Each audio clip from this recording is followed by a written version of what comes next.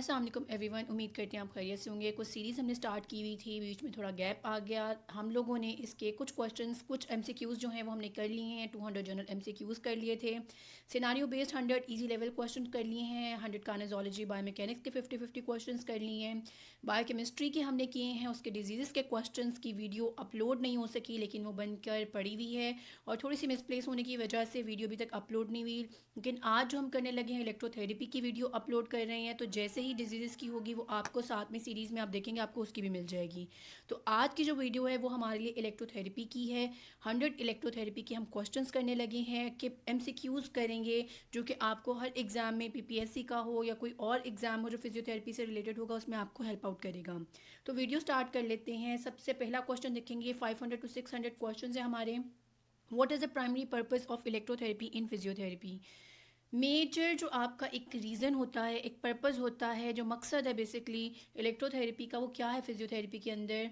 Option है आपके पास A to provide nutrition, B to improve muscle strength, C to enhance tissue healing, D to improve joint flexibility. तो correct answer है C to enhance tissue healing. Electrotherapy is often use to enhance tissue healing through various mechanism such as increasing blood flow, reducing inflammation, promoting cellular repair. अच्छा, यहाँ पे आप देखेंगे कि जो हमारा और है, यानी कि आप इसमें बी ऑप्शन भी करेक्ट कर सकते हैं, इम्प्रूव कर सकते हैं। मसल स्ट्रेंथ भी होती है, क्योंकि जब टिश्यू हीलिंग अच्छी होगी तो मसल स्ट्रेंथ भी अच्छी हो जाएगी, और जब आपकी हीलिंग अच्छी रहेगी तो फ्लेक्सिबिलिटी भी आ सकती है। लेकिन जो अगर हम मेजर गोल की या प्राइमरी की बात करें, तो प्राइमरी आपने याद रखना है, आपके पास सी ऑप्शन है, टू इन्हांस टिश्यू हीलिंग। तो आपने इसमें कन्फ्यूज़ नहीं होना। नेक्स्ट क्वेश्चन देख लेते हैं। Question number 2, Which modality uses electrical currents to stimulate muscle contractions? कौन सी ऐसी मोडेलिटी है जो इलेक्ट्रिकल करंट्स का इस्तेमाल करती है ताकि स्टिमुलेट कर सके मसल कॉन्ट्रैक्शंस को? ए ultrasound, be tense, C NMES, D laser therapy. तो इस केस में आपके पास है करेक्ट आंसर सी NMES, यानी NMES, neuromuscular electrical stimulation uses electrical currents to stimulate muscle contraction and is commonly used for muscle re-education and strengthening. अच्छा, यहाँ पे जो है आपका टेंस भी है, वो भी हम यूज़ करते हैं, लेकिन आपने टेंस के अंदर भी आपका करंट होता है, लेकिन आपने ये याद रखना है टेंस हम ज़्यादातर हील वो उसको पेन रिलीफ के लिए इस्तेमाल करते हैं, ताकि पेन रिलीफ हो सके, हीलिंग की तरफ जा सके मसल्स को। तो जहाँ हम पेन को टारगेट करते हैं वहाँ हम टेंस का इस्तेमाल कर रहे होते हैं, लेकिन जहाँ आपने मसल कॉन्ट्रैक्शंस की बेसिकली बात करनी है, वहाँ आपने याद रखना है हमने NMES का इस्तेमाल करना है। Neuromuscular electrical stimulation uses electrical currents to stimulate muscle contractions and is commonly used for muscle re-education and strengthening. तो आपने NMES यहाँ पे याद रखना है। नेक्स्ट क्वेश्चन देख लेते हैं। Question number 3, what is the main effect of transcutaneous electrical nerve stimulation? Main effect क्या होता है आपका टेंस का? अभी हमने बात की थी। A muscle strengthening, B pain relief, C tissue healing, D bone growth. इसमें करेक्ट आंसर आपको पहले ही विजिबल हो चुका हुआ है, तो करेक्ट आंसर पेन रिलीफ है। अभी थोड़ी देर पहले क्वेश्चन नंबर 2 पे भी मैं यही बात करी थी कि टेंस का इस्तेमाल पेन रिलीफ के लिए किया जाता है, उसके बाद आपकी उसकी वजह से टिश्यू हीलिंग प्रमोट होती है सेकेंडरी में। प्राइमरी जो उसका पर्पज़ है टेंस का, वो पेन रिलीफ है, पेन के रिलीफ के लिए आप उसका इस्तेमाल करते हैं। क्वेश्चन नंबर 4 देखेंगे। अच्छा, TENS is primarily use for pain relief by stimulating sensory nerves in modulating pain perception. क्योंकि टेंस का जब हम मैकेनिज्म पूरा पढ़ते हैं तो 2 लेवल पे काम करता है, और किस तरीके से करता है, ये स्टिमुलेट करता है आपके सेंसरी नर्व्स को, और साथ में पेन जो आपके रिसेप्टर्स हैं उनको मॉड्यूलेट करके आपको रिलीव करता है पेन से। उसके बाद है question number 4, which type of current is used in इंटरफेरेंशियल current therapy? IFC के अंदर कौन से टाइप का करंट इस्तेमाल होता है? ऑप्शन है आपके पास A direct DC, B alternating current, C pulsed current, D high frequency current. तो इस केस में आपके पास करेक्ट आंसर है बी ऑल्टरनेटिंग करंट आप इस्तेमाल करते हैं IFC के अंदर। IFC uses the alternating current to create interference patterns that can penetrate deeper tissues for pain relief and muscle stimulation. तो IFC में आपका कौन सा ऑल्टरनेटिंग करंट है, ताकि आपके इंटरफेरेंस पैटर्न्स बन सकें और वो डीपर टिश्यूज में पेनिट्रेट करके आपको पेन रिलीफ करवा सकें और मसल स्टिमुलेट कर सकें। तो इस केस में करेक्ट आंसर है आपके पास बी, कि आप IFC में कौन सा करंट इस्तेमाल करते हैं, AC current. Question number 5, What is the primary benefit of using pulsed ultrasound in physiotherapy? Primary क्या बेनिफिट होता है पल्स अल्ट्रासाउंड इस्तेमाल करने के का फिजियोथेरेपी के अंदर? Option A, to provide electrical stimulation, B, to promote tissue repair and reduce inflammation, C, to measure joint range of motion, D, to enhance muscle strength. तो करेक्ट आंसर है आपके पास B, to promote tissue repair and reduce inflammation. आप तब इस्तेमाल करते हैं pulse ultrasound. ये आपने याद रखना है कि जब हम लोगों ने इस तरह से भी क्वेश्चन आ सकता था कि टिश्यू रिपेयर हुई है और रिड्यूस करनी है आपकी इन्फ्लेमेशन, तो कौन सा टाइप का आप इस्तेमाल करेंगे अल्ट्रासाउंड? तो पल्स अल्ट्रासाउंड इस केस में इस्तेमाल किया जाता है ताकि वो क्या कर सके, टिश्यू को रिपेयर कर सके और सोजिश कम कर सके। तो pulse ultrasound is use to promote tissue repair and reduce inflammation through thermal and non thermal effects. तो ये आपने 5 का बी आंसर याद रखना है कि pulse ultrasound is for tissue repair and for reducing the inflammation. Question number 6 देखेंगे। Which electrotherapy modality is commonly used to treat edema? कौन सी ऐसी मोडेलिटी है जो ज़्यादातर इस्तेमाल की जाती है? कॉमनली का वर्ड आपने इसमें पिक करना है कि ज़्यादातर इस्तेमाल की जाती है जो कि एडिमा को ट्रीट करती है। A, TENS, B, iontophoresis, C, IFC interferential current, और D, NMES neuromuscular electrical stimulation. तो इस केस में आपके पास करेक्ट आंसर है C, IFC interferential therapy is effective in treating oedema by reducing swelling through improved lymphatic drainage.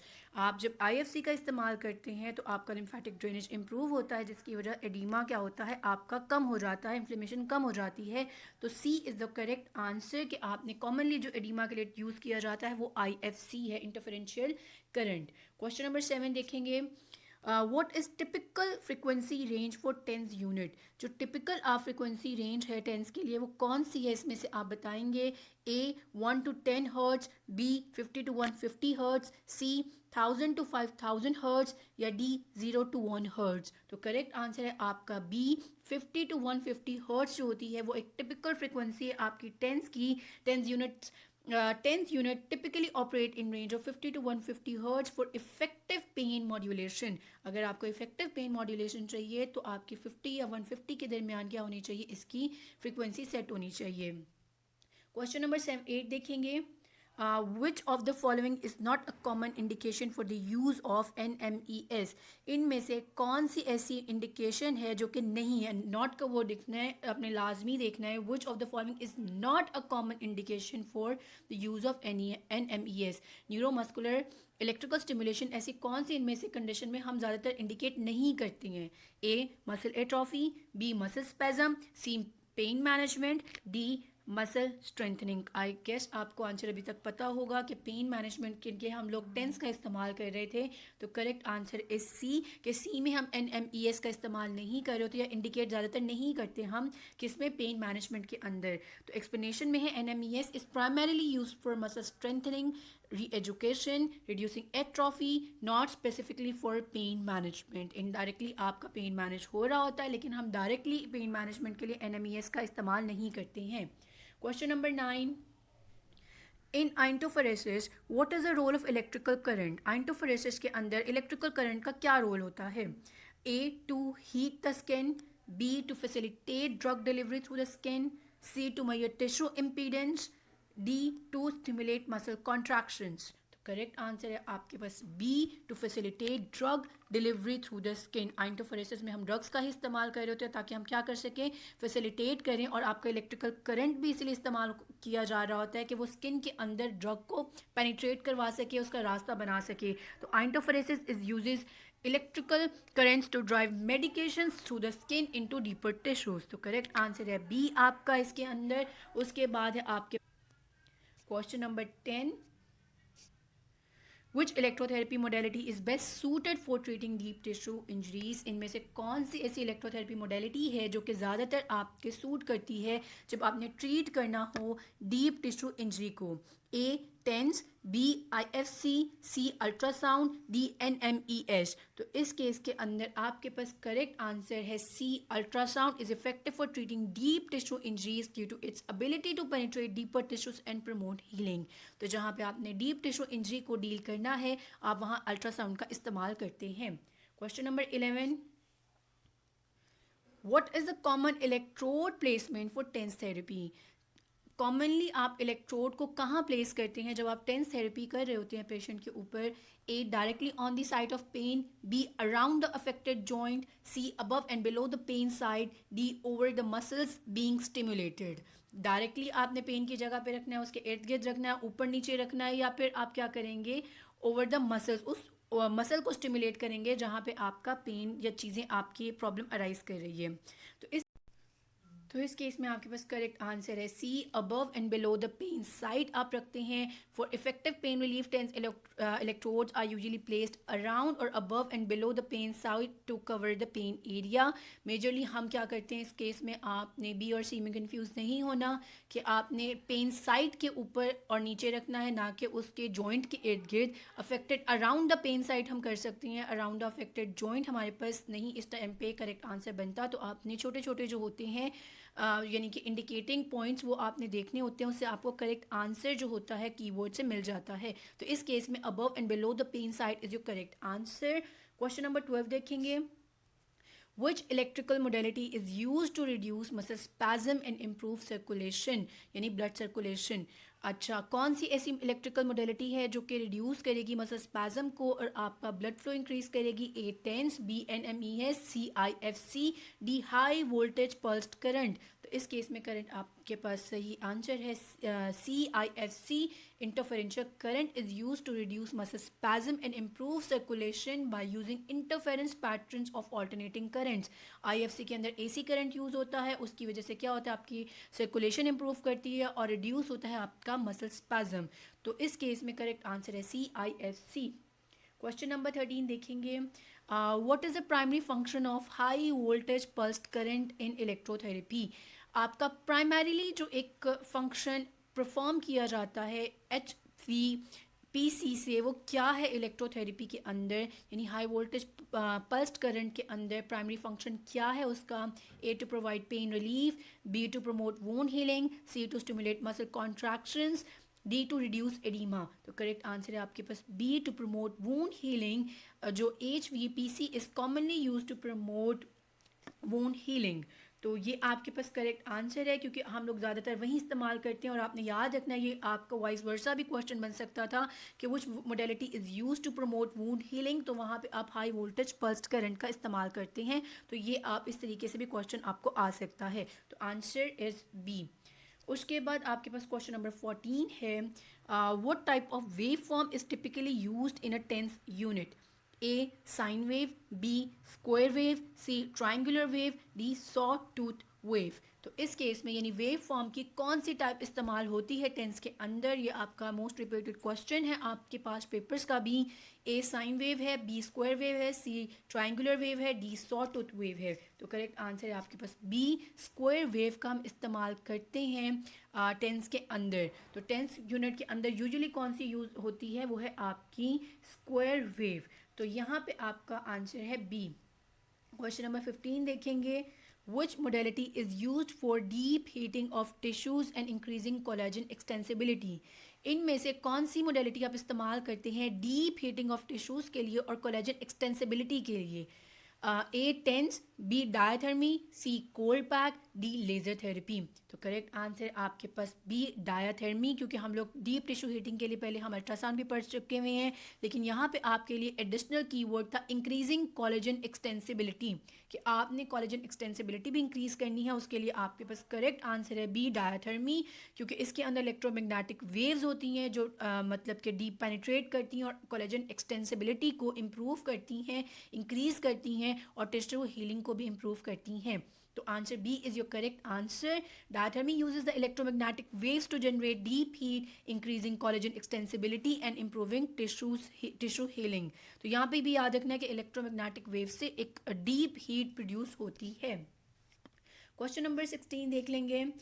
In electrotherapy what is the role of cathode? Electrotherapy में cathode का क्या role होता है? A, to act as positive electrode, B, to attract positive ions, C, is to stimulate sensory nerves, D, to act as negative electrode. तो correct answer है इसके अंदर आपके पास D, to act as negative electrode. The cathode is negative electrode in electrotherapy attracting positive ions and often used to stimulate nerve or muscles. यहाँ पे 2 questions या 3 questions आपके यहाँ पे आपको मिलते हैं कि कैथोड जो अट्रैक्ट करता है, आपको इस तरह भी क्वेश्चन पूछा जा सकता था कि कैथोड कौन से आइंस को अट्रैक्ट करता है, तो वो पॉजिटिव आइंस को अट्रैक्ट करता है और क्या करता है, आपका स्टिमुलेट करता है नर्व्स को और मसल्स को. तो ये भी आप याद रख लें कि क्वेश्चन इस तरह से भी आ सकता है कैथोड का रोल क्या है या फिर कैथोड कौन से आइंस को अट्रैक्ट करता है. तो इसमें आपके नेगेटिव इलेक्ट्रोड की तरह एक्ट करेगा और पॉजिटिव आइंस को अपनी तरफ अट्रैक्ट करता है. तो correct answer is D here. और क्वेश्चन नंबर 17 देख लेंगे. What is the typical pulse duration range for TENS units. जो आपकी टिपिकल पल्स की ड्यूरेशन है, पहले हमने फ्रिक्वेंसी पढ़ी थी, अब ये ड्यूरेशन है कि टिपिकल जो फ्रिक्वेंसी उसकी ये ड्यूरेशन है पल्स की, वो कितनी उसकी रेंज होती है टेंस के अंदर. ए 50 to 150 microseconds, 1 to 10 milliseconds B option, C is 100 to 300 microseconds, D is 0.5 to 2 seconds. तो करेक्ट आंसर आपके पास है C, 100 to 300 microseconds. Tense unit typically have a pulse duration range of 100 to 300 microseconds to effectively modulate pain. तो इस case में आपने याद रखना है कि 100 to 300 माइक्रोसेकेंड्स है और जो फ्रिक्वेंसी बात की थी वो आपने 100 to 150 हर्ट्ज़ की बात की थी और जो आपकी पल्स ड्यूरेशन है 100 to 300 माइक्रोसेकेंड्स है. क्वेश्चन नंबर 18 देखेंगे. Which electrotherapy modality uses a continuous wave for its therapeutic effects? कौन सी ऐसी इलेक्ट्रोथेरेपी मोडेलिटी है जो कॉन्टीन्यूस वेव इस्तेमाल करती है for therapeutic effects. A TENS, B NMES, C IFC, D diathermy. तो करेक्ट आंसर है आपके पास डी, डायथर्मी यूज़ करती है continuous electromagnetic waves to generate deep heat in tissues. तो आपकी जो वेव्स इस्तेमाल होती हैं वो कॉन्टीन्यूस होती हैं इलेक्ट्रोमैग्नेटिक, जो कि आपकी डायथर्मी में प्रोड्यूस होती हैं. क्वेश्चन नंबर 19 देखेंगे. What is the primary benefit of using alternating current in electrotherapy. Alternating current जब आप इस्तेमाल करते हैं तो उसका क्या प्राइमरी बेनिफिट आपको मिलता है इलेक्ट्रोथेरेपी के अंदर. A enhanced tissue repair, B reduce pain sensation, C improved muscle strength, D deep tissue heating. तो करेक्ट आंसर है आपके पास B, reduced pain sensation. Alternating current क्या होता है, IFC में इस्तेमाल होता है, टेंस में भी होता है, to reduce pain sensation through different mechanisms of action. तो इस केस के अंदर आपका क्या है, आपका करेक्ट आंसर है बी, ताकि आप रिड्यूस कर सकें पेन सेंसेशन को. क्वेश्चन नंबर 20 देखेंगे.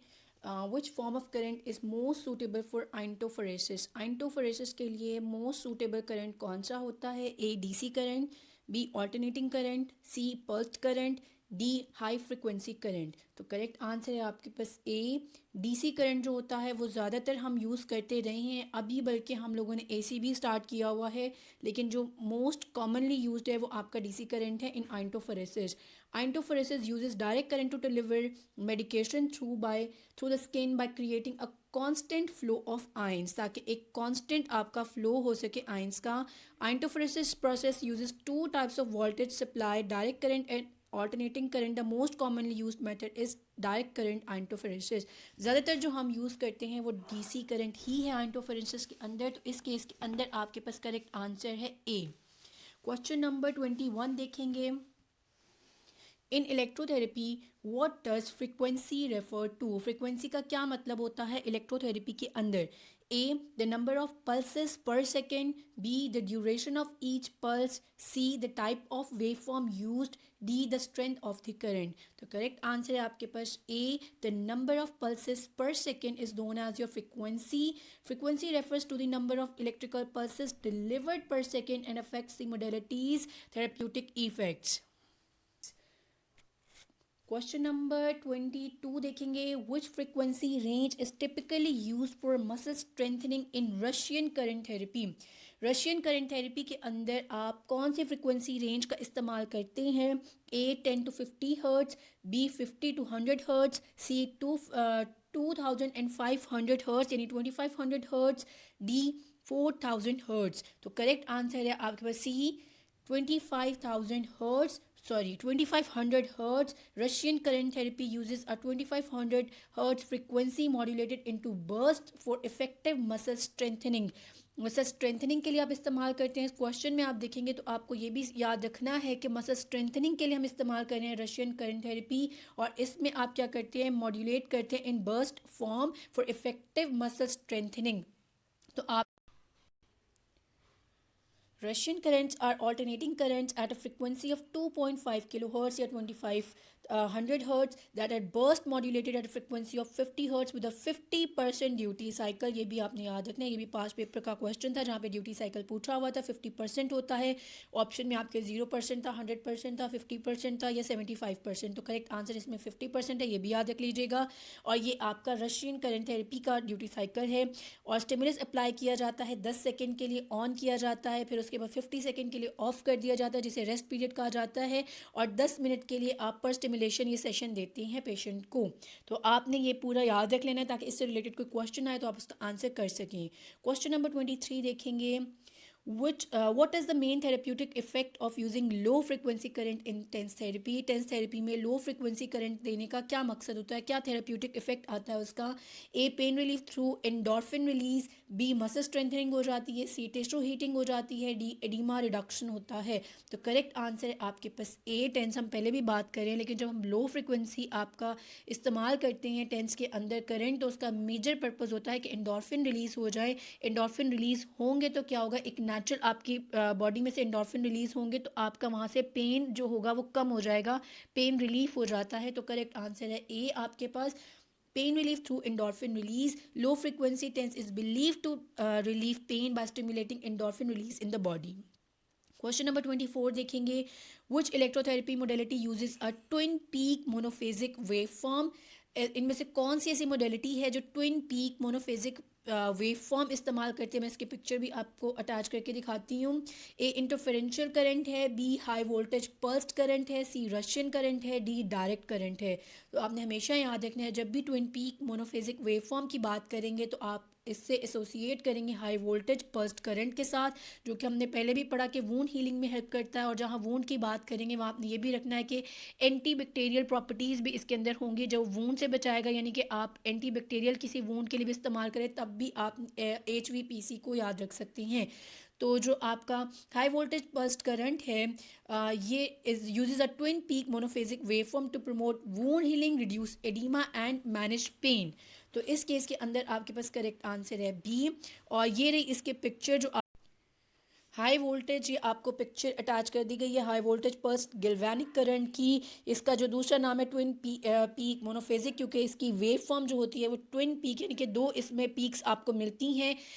मोनोफेजिक यानी एक ही फेज के अंदर ट्विन पीक्स, दो पीक्स आपको मिलेंगी, इसीलिए हम इसको, इसका ये दूसरा नाम भी है या फिर इसमें एक प्रॉपर्टी भी है जिसकी वजह से इसको कहते हैं। तो आपने याद रखना है हाई वोल्टेज पल्स्ड करंट के अंदर आपको जो मिलता है वो है ट्विन पीक मोनोफेजिक जो है वेव मिलती है, या फिर इसका दूसरा नाम भी एसोसिएट किया जाता है इससे। नेक्स्ट क्वेश्चन देखेंगे 25, what is common Contra indication for electrotherapy.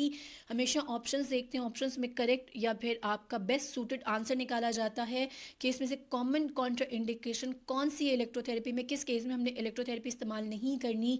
A recent surgery, B chronic pain, C muscle atrophy, D joint stiffness. अब इस केस में देखें तो क्रॉनिक पेन में भी इस्तेमाल करते हैं, मसल एट्रोफी में भी करते हैं, जॉइंट स्टिफनेस में भी करते हैं। तो इस केस के अंदर करेक्ट आंसर इस ए कि रीसेंट सर्जरी के अंदर हम क्या करेंगे, वो कॉन्ट्रा इंडिकेटेड होती है, यानी कि आप उस सर्जिकल एरिया के ऊपर आप नहीं करें इलेक्ट्रोथेरेपी ताकि उसको वूंड मतलब हीलिंग को टाइम मिल सके और क्या हो सके वो प्रॉपरली हील हो और कोई वहाँ पे डैमेज वगैरह कॉज नहीं हो।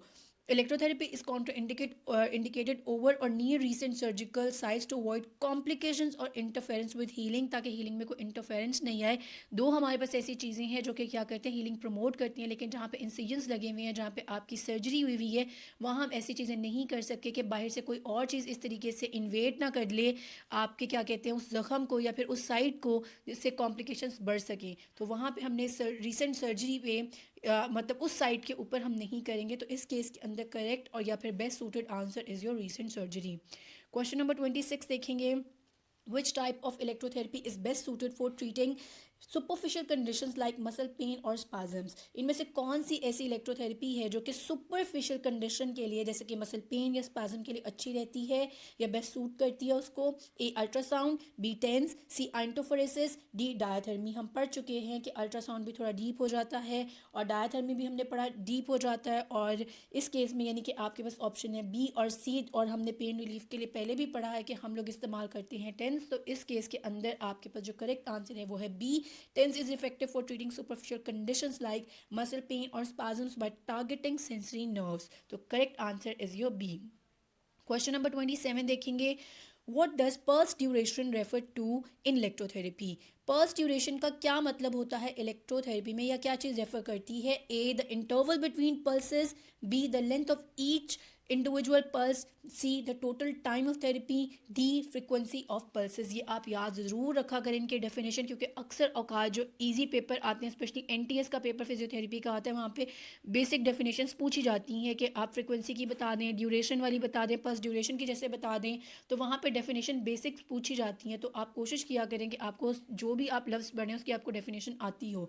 तो पल्स ड्यूरेशन की किस चीज़ को रेफर करता है? यहाँ पे करेक्ट आंसर है B the length of each individual pulse, उसको हम पल्स ड्यूरेशन कहते हैं। Pulse duration refers to the length of time each individual pulse last during electrotherapy. तो करेक्ट आंसर है आपके पास बी यहाँ पे। क्वेश्चन नंबर 28 देखेंगे. Which electrotherapy modality is known for its ability to penetrate deep tissues with minimal heat production? अब यहाँ पे एक मतलब आपने जो कीवर्ड देखना है कि हीट प्रोडक्शन भी हो और वो डीप आपका पेनिट्रेट करे, आपकी यानी कि डीप टिश्यूज़ में जाए मोडेलिटी जो भी हम इस्तेमाल कर रहे हैं, और हीट कम से कम प्रोड्यूस हो। तो कीवर्ड है मिनिमल हीट प्रोडक्शन भी यहाँ पे, तो ये भी याद रखना है, डीप टिश्यूज़ और साथ में मिनिमल हीट प्रोडक्शन। तो आपके पास ऑप्शन ए है टेंस, बी अल्ट्रासाउंड, सी IFC, डी लेज़र थेरेपी। अभी हमने पढ़ लिया कि जो आपका टेंस है वो सुपरफिशियल के लिए हम इस्तेमाल कर रहे थे। हाँ, हमने अल्ट्रासाउंड पढ़ा था कि वो हम डीप के लिए इस्तेमाल करती हैं, और आप इस केस के अंदर लेज़र थेरेपी भी थोड़ा देख सकते हैं और IFC भी। तो लेकिन जो हमने देखना है कि मिनिमल हीट प्रोडक्शन हो, तो उस केस के अंदर आपके पास है, क्योंकि हम IFC की जब बात करते हैं हमें पता है कि जब उसके अंदर इंटरफेरेंशियल करंट का इस्तेमाल करते हैं तो हम उसमें हीट ही प्रोड्यूस कर रहे होती हैं। तो मिनिमम जो हीट यहाँ पे प्रोड्यूस होगी वो आपके पास B ultrasound can penetrate deep tissues and promote heat healing with minimal heat production compare to other modalities. तो यहाँ पे करेक्ट आंसर आपने हमेशा याद रखना है कि जहाँ पे बात की जाएगी कि डीप जाएगा और हीट कम से कम प्रोड्यूस हो, तो उस केस के अंदर करेक्ट आंसर आपके पास होगा अल्ट्रासाउंड। तो यहाँ पे आपके पास बी करेक्ट आंसर है। क्वेश्चन नंबर 29 देखेंगे. What is the primary effect of high frequency currents in electrotherapy? High frequency current का क्या इफेक्ट होता है, क्या बेसिक यानी कि एक प्राइमरी इफेक्ट होता है इलेक्ट्रोथेरेपी के अंदर? A pain relief, B tissue heating, C muscle contraction, D drug delivery. तो यहाँ पे आपके पास करेक्ट आंसर है B deep tissue heating. High frequency currents such as those used in diathermy are primarily used for deep tissue heating. तो correct answer है आपके पास बी कि आप क्या करते हैं, हाई फ्रिक्वेंसी करंट से डीप टिश्यू को हीट करते हैं. Question number 31. What is the common side effect of using electrotherapy modalities? A. Increased appetite, B. Skin irritation, C. Weight loss, D. Hair growth. तो करेक्ट आंसर है B skin irritation आपको मिल सकती है, और ये भी सब पेशेंट में नहीं मिलती, कुछ खास पेशेंट में मिल सकती है, या फिर जब आप मोडेलिटी कुछ ज़्यादा इस्तेमाल कर दें, या फिर आपकी करंट ज़्यादा हो जाए, फ्रिक्वेंसी ज़्यादा हो जाए, मतलब इन वजूहत की वजह से आपको मिल सकती है स्किन इरिटेशन. तो एक यही साइड इफेक्ट आता है जो हमें इलेक्ट्रोथेरेपी में मिल सकता है, बाकी ना आपकी इंक्रीज एपेटाइट है, ना वेट लॉस है, ना हेयर ग्रोथ है. क्वेश्चन नंबर 32 देखेंगे. What is the primary purpose of using electrodes in electrotherapy? Electrodes का क्या पर्पज़ होता है इलेक्ट्रोथेरेपी के अंदर? A to provide comfort, B to conduct electrical currents to the body, C to monitor tissue response, D to measure joint angles. तो correct answer है B, ताकि आप क्या कर सकें, इलेक्ट्रिकल करंट्स को कंडक्ट करवा सकें बॉडी के अंदर. एनोड या आपका कैथोड जब इस्तेमाल होता है तो हम एक आयन का पूरा चैनल बना रहे होते हैं, पॉजिटिव और नेगेटिव आयन, जिससे आपका करंट फ्लो करे और आप अपना जो भी डेडिकेटेड पर्पज़ है उसको अचीव कर सकें. क्वेश्चन नंबर 33 देखेंगे, what does pulse width refer to in electrotherapy. Pulse width का क्या रेफरेंस होता है, क्या डेफिनेशन होती है इलेक्ट्रोथेरेपी के अंदर। A the total duration of treatment, B the spacing between pulses, C the length of each pulse, D the frequency of the pulses. तो करेक्ट आंसर आपके पास है C, the length of each pulse is known as your pulse width. Pulse width refers to the length of each electrical pulse in electrotherapy. तो ये आपने याद रखना है कि पल्स विड्थ क्या है, लेंथ है ऑफ ईच इलेक्ट्रिकल पल्स आपकी इलेक्ट्रोथेरेपी के अंदर। तो करेक्ट आंसर है सी कि क्या है, लेंथ ऑफ ईच पल्स। उसके बाद क्वेश्चन नंबर 34 देखेंगे, what is the main therapeutic effect of using high frequency wave form in diathermy. क्या थेरेप्यूटिक इफेक्ट आता है जब हाई फ्रिक्वेंसी वेव फॉर्म इस्तेमाल करते हैं आप डायथर्मी के अंदर। A pain modulation, B muscle relaxation, C deep tissue heating, D medication delivery. तो करेक्ट आंसर है आपके पास सी, क्योंकि आप इस्तेमाल ही डायथर्मी इसीलिए करते हैं ताकि आप इलेक्ट्रोमैग्नेटिक वेव्स के थ्रू हीट प्रोड्यूस कर सकें। जब आप हाई फ्रिक्वेंसी इस्तेमाल करेंगे तो डीप टिश्यू की हीटिंग हो जाएगी। तो करेक्ट आंसर है C, high frequency wave forms in diathermy are use primarily for deep tissue heating to promote healing, ताकि आप हीलिंग वगैरह प्रमोट कर सकें। Question number 35, what is the common electrode configuration for TENS therapy. Electrode की क्या common configuration होती है जब आप टेंस थेरेपी करते हैं। ए बाइपोलर होता है, बी यानी कि 2 पोल्स होंगे, बी मोनोपोलर 1 पोल होगा, सी क्वाड्रीपोलर के 4 पोल्स होंगे, डी ट्राइपोलर के 3 पोल्स होंगे। तो करेक्ट आंसर आपके पास है ए, बाइपोलर होता है जब हम टेंस थेरेपी का इस्तेमाल करते हैं। A bipolar electrode configuration is often used with 2 electrodes are placed on or around the pain side. कि आप क्या करोगे, आप पेन साइड के ऊपर या फिर उसके अराउंड लगाते हो। जो हमने बेसिकली पढ़ा हुआ है कि इलेक्ट्रोड्स टेंस के कहाँ लगाने हैं, up and below the side, जो आपकी एक कॉमन वो है कॉन्फ़िगरेशन है या कॉमन डिज़ाइन पैटर्न है। क्वेश्चन नंबर 36 देखेंगे, which type of wave form is used in NMES to stimulate muscle contractions. कि हम कौन सा वेव फॉर्म इस्तेमाल करते हैं न्यूरोमस्कुलर इलेक्ट्रिकल स्टिमुलेशन के अंदर ताकि हम स्टिमुलेट कर सकें मसल कॉन्ट्रैक्शन को। A sine wave, B square wave, C triangular wave, D sinusoidal wave. तो करेक्ट आंसर है आपके पास बी, स्क्वायर वेव का इस्तेमाल करते हैं हम इसके अंदर न्यूरोमस्कुलर इलेक्ट्रिकल स्टिमुलेशन के अंदर for effectively stimulating muscle contractions. Correct answer is your B. Question number 37 देखेंगे, which modality is best for reducing chronic pain through sensory stimulation. Chronic जो बहुत अरसे से चल रही है, बुक की बात करें जैसे मेडिसिन की बुक आपकी 3 महीने से ज़्यादा के पेन को क्रॉनिक पेन कहती है। आपके थेरेप्यूटिक्स बुक में भी 3 महीने से ज़्यादा या 6 महीने से ज़्यादा जो पेन लास्ट करता है वो क्रॉनिक पेन होता है। तो यानी कि ऐसा पेन जो क्रॉनिक हो चुका है उसके लिए कौन सी आप मोडेलिटी का इस्तेमाल करेंगे। Is best for reducing chronic pain through sensory, और स्टिमुलेट भी क्या करना है आपने, सेंसरी स्टिमुलेशन देनी है। तो कौन सी आपकी मोडेलिटी बेस्ट रहेगी। ए NMES, be tense, C IFC, D ultrasound. अब क्रॉनिक पेन है तो थोड़ा हमें मतलब इंक्रीज़ करके चीज़ें देनी पड़ेंगी। तो इस केस के अंदर जो आपके पास करेक्ट आंसर है वो है tense. Tense is often used to reduce chronic pain through sensory stimulation and modulation of pain signals. Tense में भी जब हम पढ़ते हैं, क्योंकि हमने इसकी फ्रीक्वेंसी आपके सामने जो देखी थी 100 to 150 हर्ट्ज तक हम देखते हैं, तो उसमें भी आपके पास कुछ टाइप्स आती हैं। तो उस टाइप के अंदर भी हम थोड़ा ज़्यादा वाला करके टेंस अप्लाई करते हैं विद फ्रिक्वेंसी, ताकि आप क्या कर सकें, क्रॉनिक पेन को डील कर सकें। दो इसमें हम डायरेक्ट पेन कर रहे हैं और ऑप्शन भी हमारे पास ऐसे नहीं है जिसमें हम क्रॉनिक को टारगेट कर सकें। तो इस केस के अंदर मैं मोस्ट सूटेड या best suited answer is your TENS.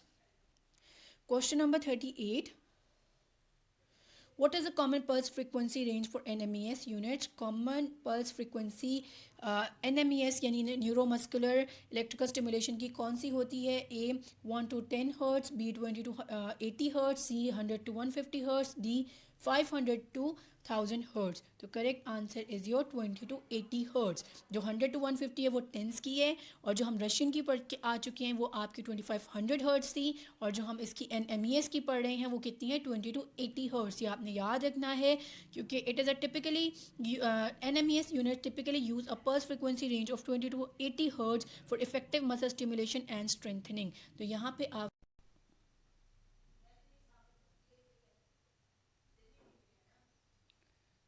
Question number 39 देखेंगे, which electrotherapy modality is most suitable for treating acute inflammation. यहाँ पे कीवर्ड एक्यूट, यहाँ हम देखेंगे कि एक्यूट इन्फ्लेमेशन कैसे एक एक्यूट वर्ड एक कीवर्ड बनता है। एक्यूट का मतलब विद इन वीक आपकी डेवलप की गई है पेन, या लेस देन 3 यानी कि वो आपके मंथ्स हैं, तो हम एक्यूट पेन में या एक्यूट इन्फ्लेमेशन में से काउंट करते हैं। ए टेंस, जो आपके पास ऑप्शन है, A TENS, B diathermy, C IFC, D high voltage pulse current. अभी तक पढ़ते हुए आ रहे हैं कि टेंस आपकी पेन मैनेजमेंट में ज़्यादा रोल प्ले करता है। बी जो डायथर्मी है डीप पेनिट्रेशन करता है, हीट प्रोड्यूस करके डीप पे जो टिश्यू है उसको टारगेट करता है। आईएफसी जो है, अब यहाँ हाई वोल्टेज पल्स करंट भी हमने पढ़ा कि वूंड हीलिंग में है। आईएफसी और हाई वोल्टेज पल्स करंट दोनों आपके एडिमा इन्फ्लेमेशन में इस्तेमाल किए जाते हैं। तो आईएससी जो है वो आपका इस्तेमाल किया जाता है एक्यूट प्लस क्रॉनिक, यानी दोनों में, एक्यूट में भी क्रॉनिक में भी। यानी अगर यहाँ पे हमारे पास HVPC ऑप्शन नहीं होता तो हम सी ऑप्शन करेक्ट कर सकते थे, लेकिन जो आपका हाई वोल्टेज पल्स करंट है ये स्पेसिफिकली सिर्फ और सिर्फ एक्यूट इन्फ्लेमेशन में भी इस्तेमाल किया जाता है, यानी वूंड हीलिंग में भी। मैंने आपको एंटी बैक्टीरियल प्रॉपर्टीज़ में बताया हम इसको इस्तेमाल कर सकते हैं, और हम इसको साथ में एक्यूट इन्फ्लेमेशन एक्यूट एडिमा में इस्तेमाल करते हैं। तो यहाँ पे करेक्ट आंसर है आपके पास D high voltage pulse current. HVPC is effective for treating acute inflammation by promoting tissue repair and reducing swelling। तो यहाँ पे आपका करेक्ट आंसर है डी। ये मैंने आपको चार्ट दिया है फिर से ताकि आप याद कर सकें कौन सी चीज़ प्राइमरी फंक्शन परफॉर्म कर रही है। टेंस, जब हम पेन रिलीफ की बात करते हैं एक्यूट प्लस क्रॉनिक कंडीशंस में हम टेंस का इस्तेमाल कर रहे हैं। डायथर्मी की बात करें तो डीप टिश्यू हीटिंग और क्रॉनिक कंडीशंस में हम इस्तेमाल कर रहे हैं डायथर्मी का, ये भी आप याद रखें, एक्यूट में हमने नहीं किया। आईएफसी की बात करें इंटरफेरेंशियल करंट की, पेन रिलीफ करता है और एडिमा रिडक्शन करता है एक्यूट प्लस क्रॉनिक कंडीशंस के अंदर। HVPC की बात करें टिश्यू हीलिंग करता है, इन्फ्लेमेशन रिड्यूस करता है, लेकिन आपकी एक्यूट कंडीशंस के अंदर। वूंड हीलिंग भी HVPC से रिलेटेड है। अल्ट्रासाउंड की बात करें डीप टिश्यू पेनिट्रेशन है और टिश्यू रीजनरेशन है एक्यूट प्लस क्रॉनिक कंडीशन के अंदर। अब ये आपने याद रख लेना है, डायथर्मी क्रॉनिक कंडीशन में है, अल्ट्रासाउंड एक्यूट कंडीशंस में अप्लाई करते हैं फॉर डीप टिश्यू हीटिंग के लिए। ये आपने दोनों में डिफरेंस याद करना है। जैसे IFC HVPC में हमने बात कर ली कि अगर क्रॉनिक आपकी आ जाएगी, एक्यूट या क्रॉनिक कंडीशंस आएंगी तो IFC आ जाएगा। अगर खाली एक्यूट कंडीशंस हैं तो वो आपका HVPC हम प्रेफर करते हैं। तो अल्ट्रासाउंड का होगा, अगर आपके पास एक्यूट कंडीशन है हम अल्ट्रासाउंड ही प्रेफर करते हैं। अल्ट्रासाउंड आपका अगर ऑप्शन नहीं है, एक्यूट क्रॉनिक दोनों में इस्तेमाल हो सकता है, और डायथर्मिक क्रॉनिक कंडीशंस में। इंफ्रारेड जो इस्तेमाल करते हैं वो इम्प्रूव करती है सर्कुलेशन और मसल रिलैक्सेशन के लिए, और क्रॉनिक कंडीशंस में ही हम इस्तेमाल कर रहे हैं। लेज़र थेरेपी की बात की जाए एक्यूट क्रॉनिक दोनों में इस्तेमाल किया जाता है, सेलुलर रीजनरेशन के लिए और फॉर रिड्यूसिंग इन्फ्लेमेशन। तो ये आपको चीज़ें हैं जो प्राइमरी फंक्शंस हैं वो याद कर लें ताकि आपको अगले क्वेश्चंस में या इससे रिलेटेड क्वेश्चन में हेल्प आउट हो सके।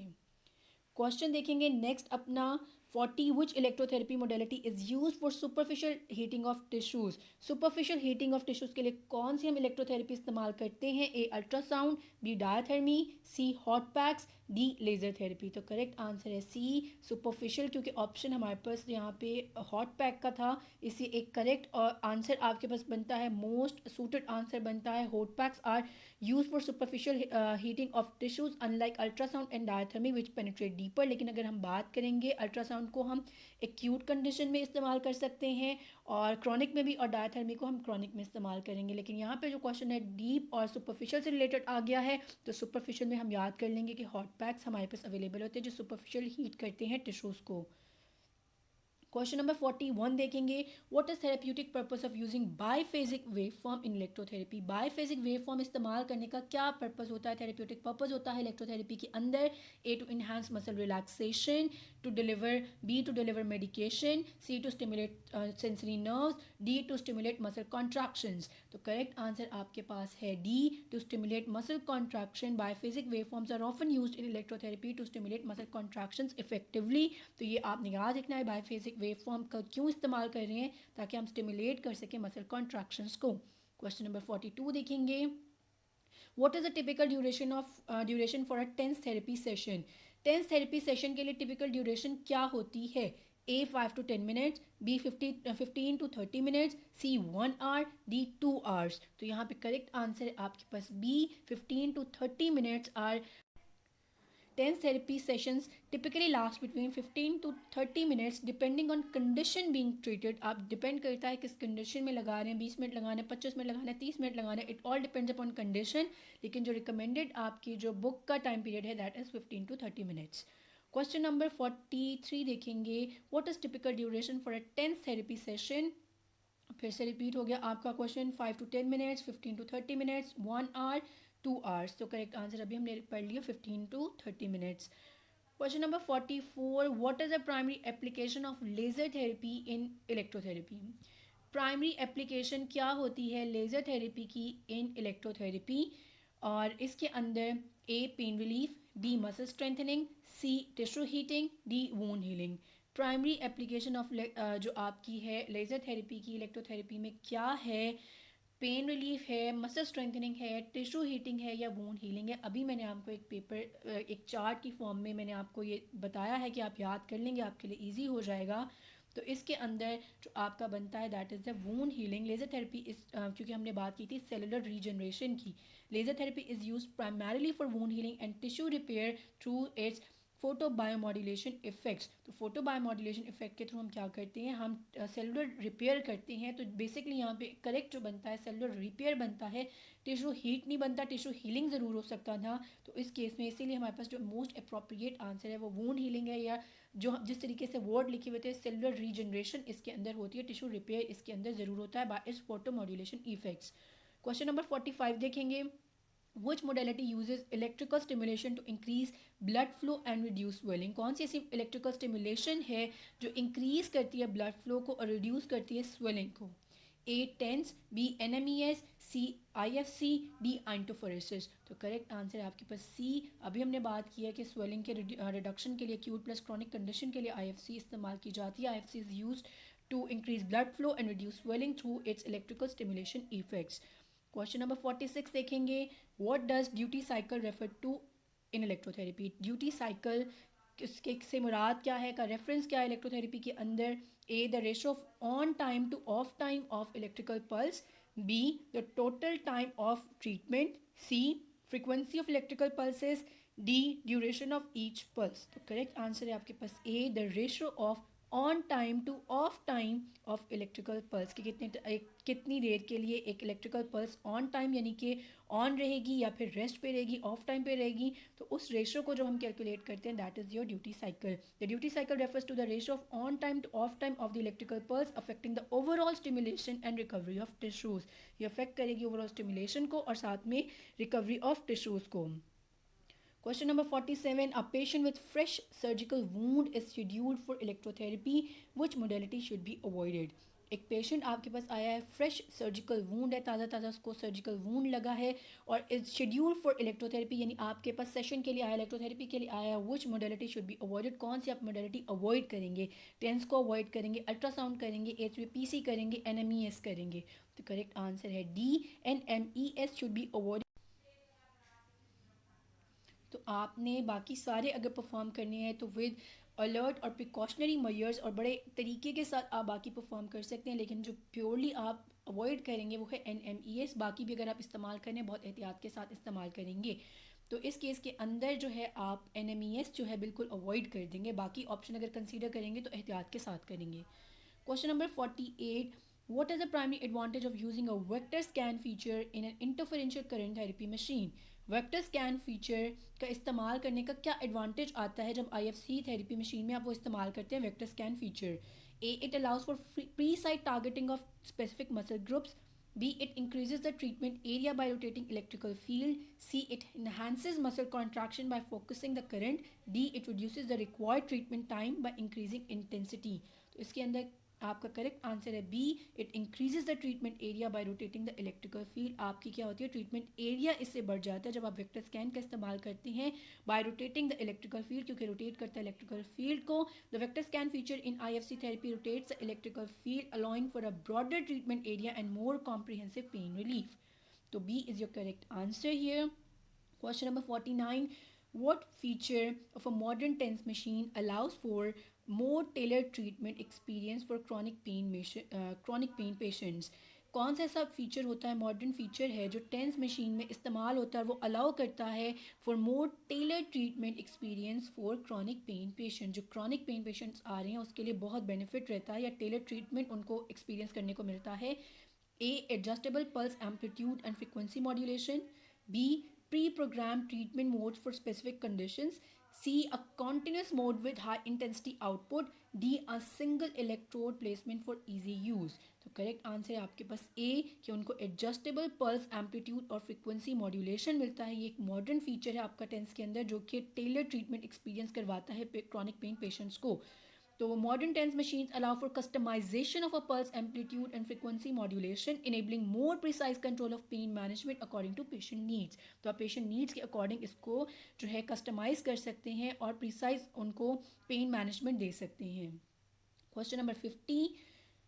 What is the main reason for using a pulsed electromagnetic field machine in bone healing? Main क्या रीज़न होता है जब आप यूज़ करते हैं pulse electromagnetic field machine bone healing के लिए? A to provide direct electrical stimulation to bone, B to reduce inflammation through heat application, C to stimulate cellular activity and promote osteogenesis, D to increase muscle strength around the injury site. तो correct answer है C, ताकि आप क्या कर सकें, cellular activity को stimulate करें और प्रमोट करें ऑस्टियोजेनेसिस, यानी कि बोन के जो सेल्स की ग्रोथ है, उसकी जो बर्थ है, रीजनरेशन है, उसको प्रमोट कर सकें।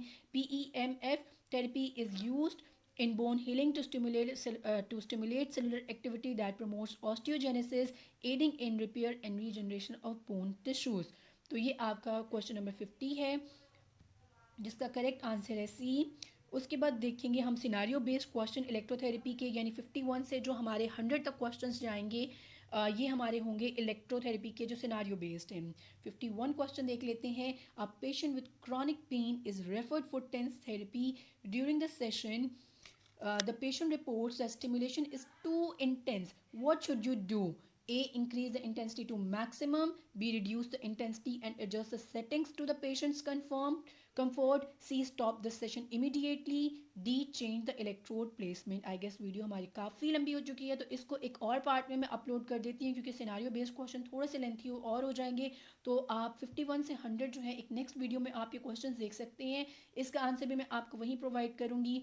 तो अभी तक के लिए आप ये वाले क्वेश्चन याद करें। तो 51 to 100 जो होगा वो नेक्स्ट पार्ट में अपलोड करती हूँ ताकि आपके लिए देखना भी ईजी हो सके और मेरे लिए अपलोड करना भी।